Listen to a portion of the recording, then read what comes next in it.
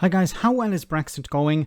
Well, those who are on the front line when it comes to the impact Britain is facing following its departure from the EU business, they've called it a brick wall.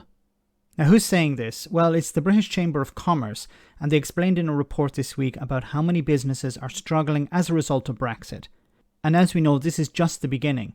Unless the UK aligns and works towards rejoining the EU and eventually the single market, things are going to get worse.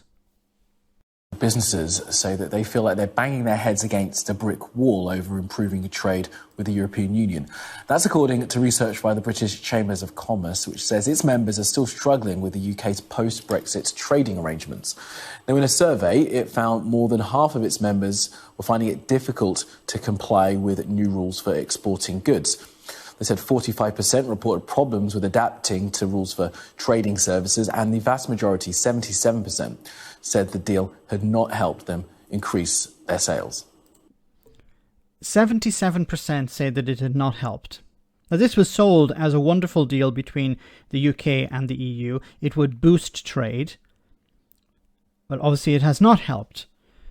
But probably the most important figure here is the 56% struggling to comply with new rules for exporting goods.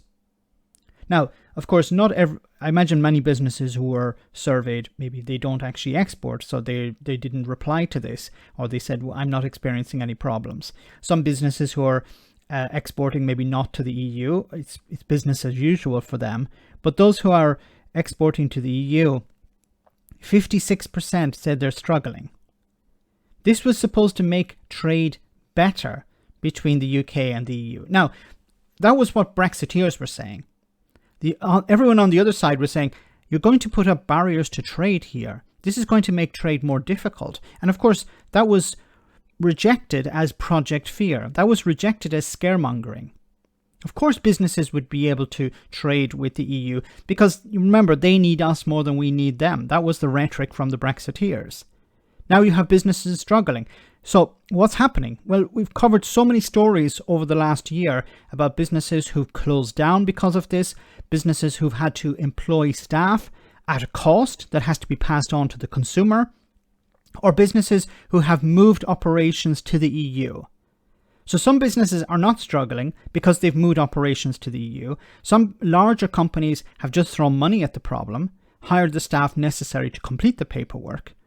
But small and medium-sized enterprises, it's going to become more and more difficult because new rules are coming in next year. And the further the UK moves away from EU standards, the more paperwork there will be required.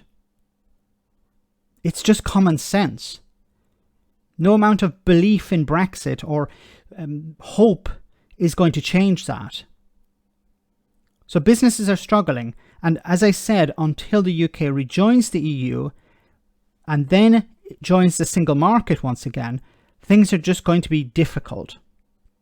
Or, as we've seen, the alternative is to set up operations in the EU, where you're actually providing jobs and money to EU member states that could be spent, money that could be spent in the UK and jobs that could be created in the UK instead. Let me know in the comment section, guys, what you think about all of this. As always, your comments are greatly appreciated. Thanks a lot.